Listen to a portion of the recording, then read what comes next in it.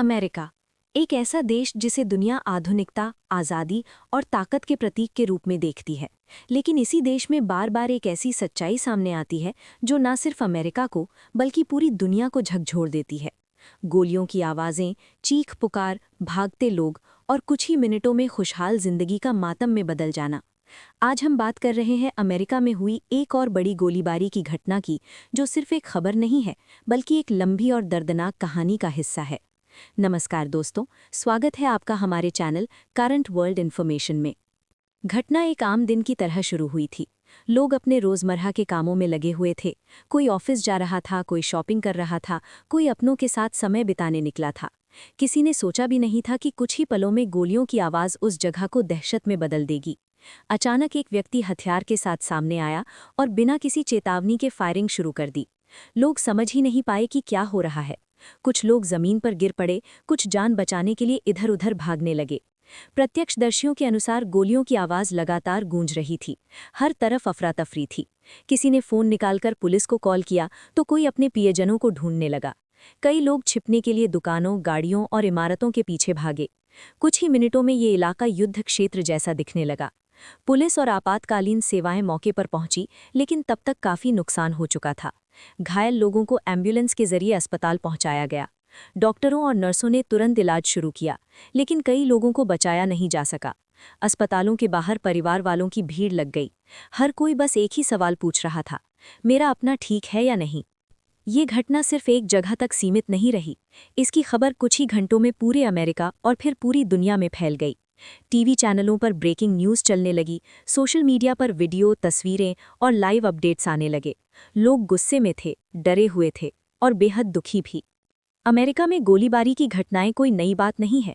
आंकड़े बताते हैं कि हर साल यहाँ सैकड़ों मास शूटिंग की घटनाएं दर्ज होती हैं। स्कूल, कॉलेज, मॉल, चर्च, सिनेमाघर, शायद ही कोई ऐसी जगह हो जहां गोलीबारी ना हुई हो। सवाल ये है कि आखिर ऐसा क्यों होता है। इस घटना के बाद एक बार फिर बंदूक कानूनों पर बहस तेज हो गई। अमेरिका में हथियार रखना एक संवैधानिक अधिकार माना जाता है। बहुत से लोग इसे अपनी आज़ादी से जोड़कर देखते हैं। उनका मानना है कि हथियार आत्मरक्षा के लिए ज़रूरी हैं। लेकिन दूसरी तरफ ऐसे लोग भी हैं जो कहते हैं कि यही आज़ादी मासूम लोगों की जान ले रही है। राजनीतिक गलियारों में बयानबाजी शुरू हो गई। कुछ नेताओं ने इसे मानसिक स्वास्थ्य से जोड़ा तो कुछ ने हथियारों पर सख्त कानून लाने की मांग की। राष्ट्रपति ने पीड़ित परिवारों के प्रति संवेदना जताई और कहा कि अब समय आ गया है कि इस समस्या का स्थायी समाधान निकाला जाए। लेकिन क्या ये पहली बार कहा गया है? शायद नहीं। पिछली कई घटनाओं के बाद भी ऐसे ही बयान आए थे। कुछ दिनों तक चर्चा हुई, टीवी डिबेट चली, सोशल मीडिया ट्रेंड चला और फिर सब कुछ सामान्य हो गया।